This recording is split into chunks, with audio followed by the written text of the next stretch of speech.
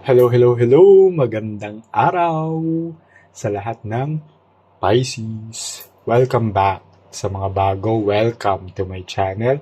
Ako nga pala si Mystico Moreno or in short, Miss Mo. At dito sa aking channel, we will manifest love sa inyong Tagalog love reading. Ngayon na, Miss Mo.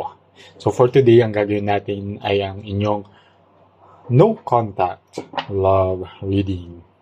So, tingnan natin ano ba yung energy na masasagad ko for the Pisces Collective. At habang binabalasa ko itong cards, gusto kong magpasalamat sa lahat ng Pisces na sumusuporta at sumusubaybay dito sa aking channel. Thank you, thank you, thank you. At sa mga bago, sana suportahan nyo rin po ang aking channel by liking this video, subscribing to this channel, and sharing this video sa iba pang Pisces na kilala ninyo. Saka comment na rin po kayo below kung mag-resonate itong reading na to. Okay, so remind ko lang din that this is a collective reading, so this may or may not resonate sa inyo. Okay? And kung hindi siya mag-resonate, huwag nating pilitin. It means na hindi para sa inyo tong reading na to. So, abangan nyo na lang yung mga susunod ko pang love reading. Kaya subscribe na kayo para updated kayo sa mga darating pang reading for the collective. Okay? So, ang gagawin natin ngayon is using the tarot cards. Alamin natin yung recent past, present, and near future between you and the person na in no contact with. Okay? Bubunot ako ng tatlong card and by end of the reading, I will seal it with the tarot card na advice from the universe. So, sige. Tignan natin ano yung magiging reading ninyo. Recent past, the Magician, Eight of Coins, and High Priestess. Present, Six of Coins, Seven of Wands, and Page of Cups. And so future, the World, Nine of Wands, and the Hermit. Okay, so in this reading, so recent past, the Magician, Eight of Coins, and High Priestess.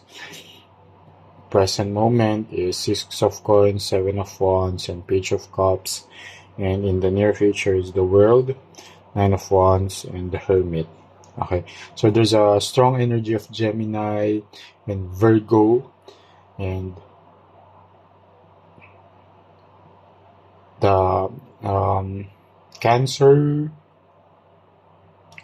Leo, Aquarius, Taurus, and Scorpio. Okay? So, pwede yun yung energy, yun yung signs ng person ninyo but doesn't have to. Yun lang yung strong energy na nasasagap sa reading niya ito. So, sige, let's interpret this reading. So, in the recent past, this person is someone that you really desire. So, minanifest nyo to. Okay? And there's so much commitment and so much effort na binuhos ninyo dito sa relationship na to. And punong-puno ng, alam mo yun, punong-puno ng, alam mo yun, there's a deep connection naman between the two of you. Okay? Kaso may pagka-misteryoso tong person ninyo. Okay. So, okay. And in the present moment, okay, there's, so, nagkaroon ng challenge and okay, yung challenge na yon is being in no contact with this person. Pero bago tayo pala pumunta sa present, alamin natin ano ba yung naging cause ng no contact. Kasi may commitment naman sa inyo, and this is the person that you really desired. Okay? And may pagka-misteryoso nga lang. So, I think it led to a no contact situation because of something na related sa commitment. Pero tignan natin. Okay, Two of Wands. Okay. Two of Cups. Okay, so in the recent past, as shown here by the Two of Wands, there was a decision, or there parang gusto mo pa ng something more from this relationship. Gusto mo na mag-level up siya kasi okay, very very attracted ka to this person, tapos yun nga, sobrang committed ka, however parang siya hindi. Okay? And medyo parang nanghingi ng space tong tao na to decide or to reflect or pag-isipan muna yung mas gusto mo pa sa relationship na to. Either nag-ask ka to level up this relationship na kung kuwari in relationship kayo, gusto nyo siya na magkaroon na kayo ng family together, or kung dating kayo, gusto nyo na maging kayo. Okay? However, itong person na to is medyo gusto mo pa niyang pag-isipan muna.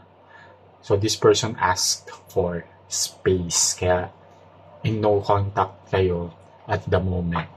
So, at the present moment, okay, there's magkakaroon ng reciprocation naman, and ma-overcome nyo yung challenge between the two of you. Ano man yung challenge na to, which is yung kagustuhan mo to level up the relationship. Okay, mare-resolve siya because Seven of Wands is a card of overcoming challenges, and Page of Cups is a new beginning for the two of you. So there will be some kind of surprise. May surprise na magaganap, may fresh start, nabulol pa. Fresh start sa inyong dalawa. So, after this no contact period, at the present moment, mare-resolve nyo siya, magkakaayos kayo, and you will be very grateful na napag-usapan nyo siya, and magkakaroon na ng reciprocation, because Six of Coins is a card also of reciprocation, and there will be a fresh start para sa inyong dalawa. And sige,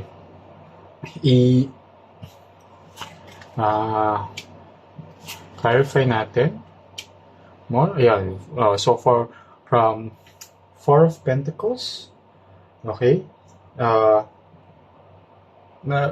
will be a shift from 4 to 3. Okay, so si 4 medyo kasi in the recent past, di ba, parang undecided pa yung person ninyo, and meron siyang fear na maging too vulnerable sa relationship ninyo. Pero it will shift from that Four of Pentacles to Three of Pentacles, which is a card of collaboration or planning life together and growth. So supportan nyo na yung isa't isa. So from alam mo yun, avoiding vulnerability, diba, and fearing vulnerability, magkakaroon na ng growth and effort from your person, which will lead to something really happy and good. You are shown here by the World. Okay, so as shown here by the World card, it will give you a sense of fulfillment dahil na magkakaayos kayong dalawa, mag-reconnect kayo. However, there's still some medyo cautious pa rin yung person ninyo.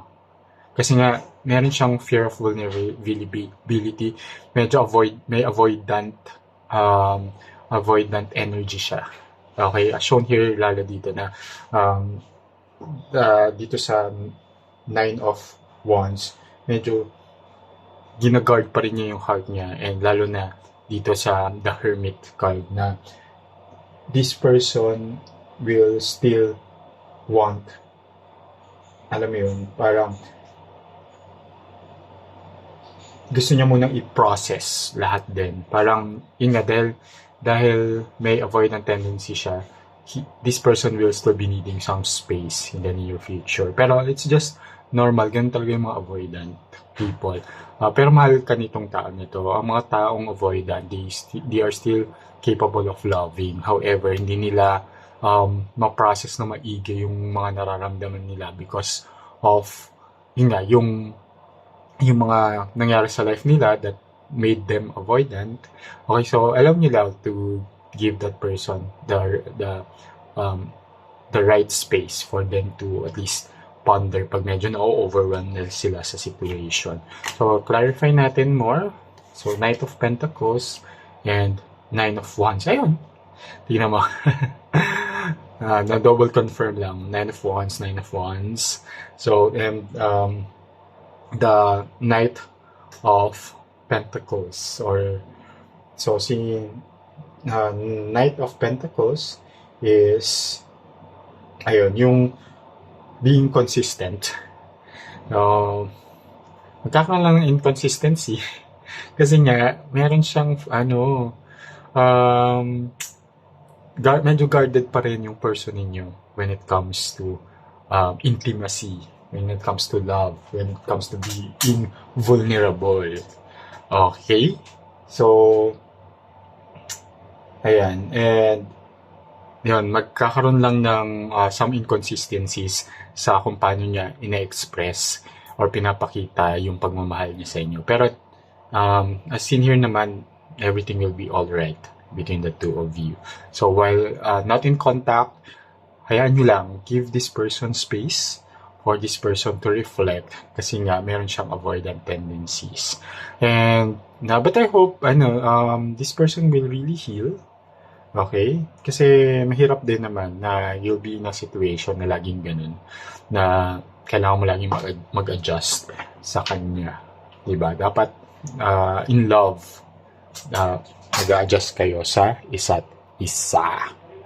Okay? Sige, sana nag-resonate tong reading na to, and claim nyo na yung energy if it resonates. Claim nyo na magkakaayos kayo, na mag-reach out ulit tong taon na to. There will be some concerns lang when it comes to consistency and vulnerability ng person na to, pero mahal ka naman ng tao na to. Okay?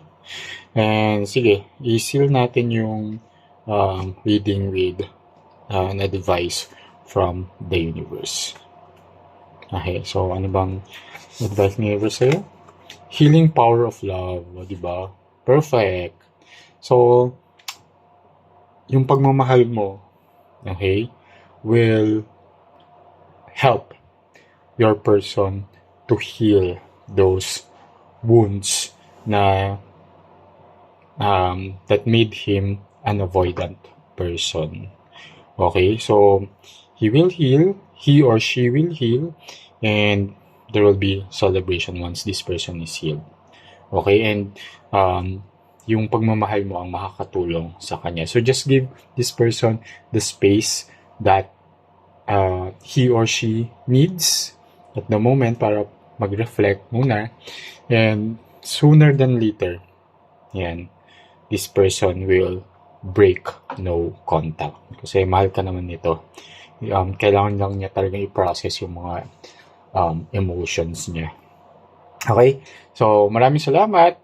Kita-kits na lang muli sa susunod ko pang love reading dito lang sa Mystica Moreno YouTube channel. Hanggang sa muli. Mismo. Ingat. Ingat.